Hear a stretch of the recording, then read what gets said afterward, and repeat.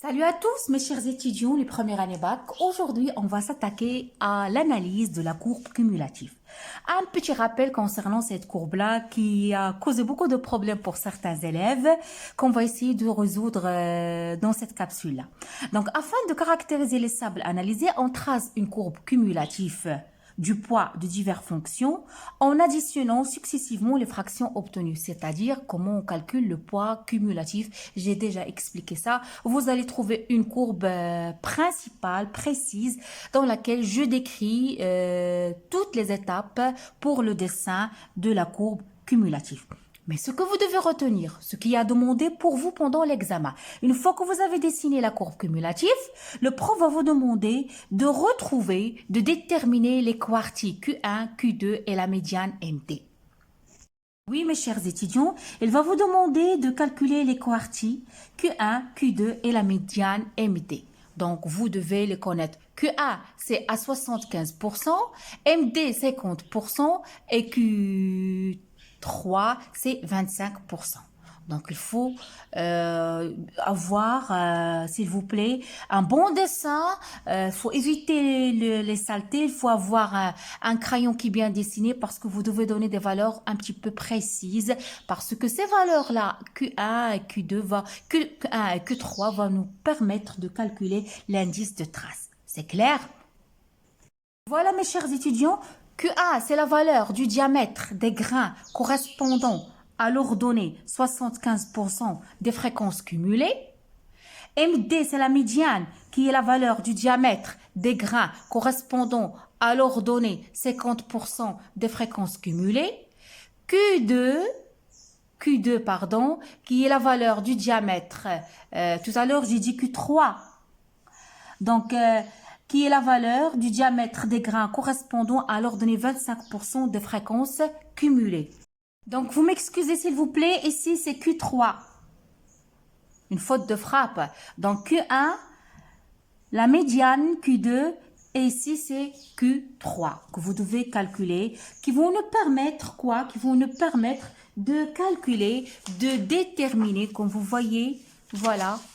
L'intérêt de tout ça, c'est de calculer l'indice de trace S0 égale racine de Q3 sur Q1. Donc, vous devez bien préciser ça. Il doit vous ramener avec vous une calculette dans l'examen pour calculer ça.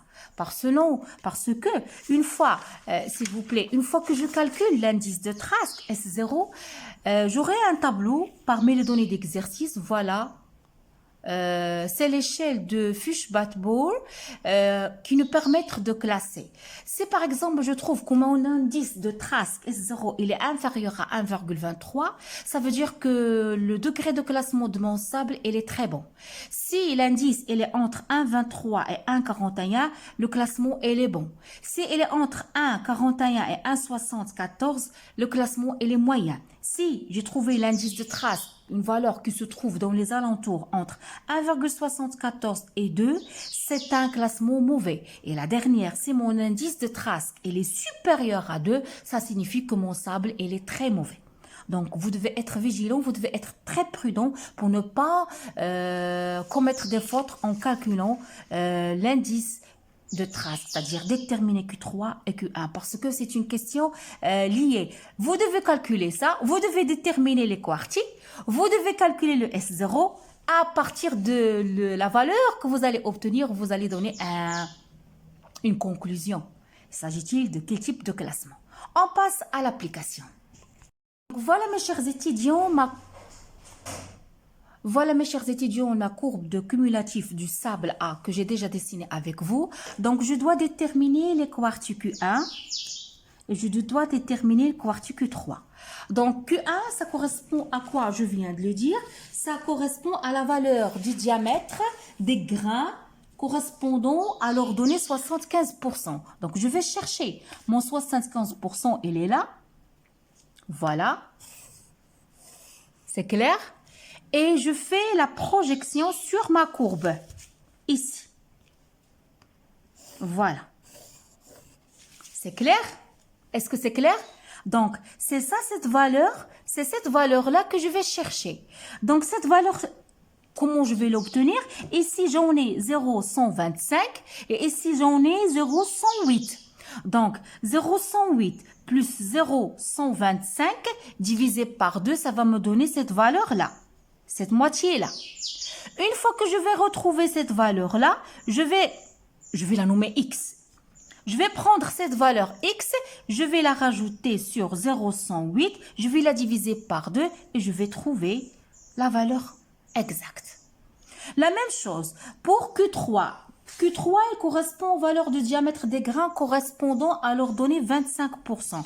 Je vais chercher mon 25%, elle est là. Et je vais faire la projection ici. J'ai trouvé, là, ça me facilite la tâche, j'ai trouvé que Q3 elle est égal à 0,315. C'est clair? On passe à l'application. Voilà mes chers étudiants, toujours la courbe A. Je cherche Q1, comme vous voyez, Q1, il correspond à 75%. Je fais la projection et je vais chercher cette valeur-là. Vous voyez?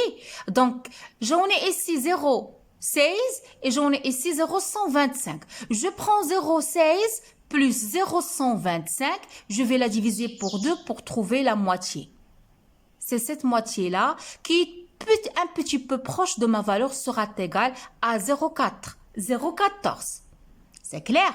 Pour Q3, c'est 25%. Voilà mon 25%. Je fais la projection et je vais trouver une valeur dans cet intervalle-là. Dans cet intervalle-là.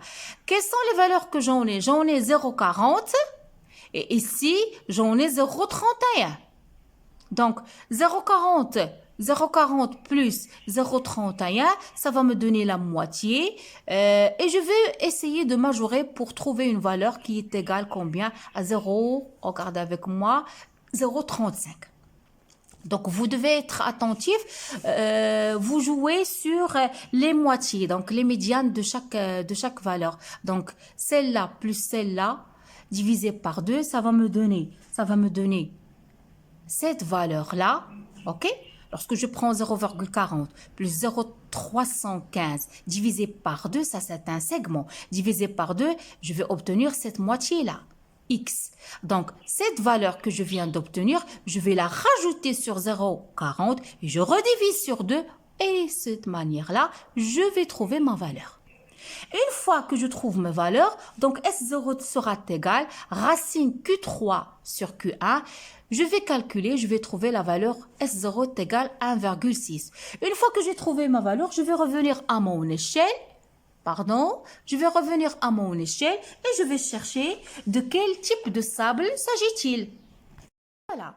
Je trouve que 1,6, il est inclus entre 1,41 et 1,74. Donc, il s'agit d'un sable qui est comment? Qui est moyennement le degré de classement moyen. OK? Donc, voilà ma conclusion. Qu'est-ce que je vais noter comme conclusion? Je vais vous faire montrer. Conclusion, c'est un sable moyennement classé, vu que la valeur obtenue, elle est comprise entre 1,41 et 1,74. Ça, c'est clair. On passe à la localité B et la localité C. Pour la localité B, pour le sable B, je cherche les quartiers Q1 et Q3. Q1, comme vous voyez, 75%, je fais la projection et je cherche la valeur. Je vous ai déjà montré la méthode. Vous prenez celle-là plus celle-là, vous la divisez par 2. S'il va vous donner, si votre valeur elle est adéquate à la moitié, vous la notez. Sinon, vous refaites la même chose. OK? J'ai trouvé 0,14. Je cherche Q3, 25%. Je fais la projection. J'ai trouvé 0,19. Je calcule mon indice de trace. S0 est égal racine Q3 sur Q1. L'application, ça va donner 1,16. 1,16. Je vais revenir à mon quoi? À mon échelle. Voilà mon échelle. Combien j'ai obtenu? 1,16. 1,16, je vais chercher à quel intervalle? C'est cet intervalle-là. 1,16, il est inférieur à 23. Il s'agit donc d'un sable qui est très bon. Un classement qui est très bon. Et je note ma conclusion. Voilà, sable très bien classé, car S0, il est inférieur à 23. De la même manière, je passe à la localité C, au sable C. 0 égale à 1,77. Je vais chercher mon échelle. Et elle est comprise dans quel intervalle? Cet intervalle-là, entre 1,74 et 2, ça va nous donner un classement qui est mauvais. Je vais noter ma conclusion. Le sable est médiocrement classé ou bien le sable est là un classement mauvais. Donc, j'espère, mes chers étudiants, que tout est clair pour vous. Vous avez bien saisi la méthode, vous avez bien saisi la stratégie. Quel est l'intérêt de la courbe cumulative? Pourquoi on a recours à ça? Pour calculer les quartiles, pour déterminer les quartiles, pour calculer l'indice de trace qui va nous permettre de déterminer le degré de classement de notre sable étudié. S'agit-il d'un sable qui est très bon classé, qui est bon classé, qui est moyennement classé, qui a un classement mauvais ou bien qui a un classement très mauvais? Tout est clair? Pas de problème? Si vous en avez encore des problèmes, contactez-moi sur mon compte Facebook SVT Facile avec Prof Amal ou bien sur YouTube ou bien Instagram. Abonnez-vous à ma chaîne, laissez-moi beaucoup de commentaires, je vous adore.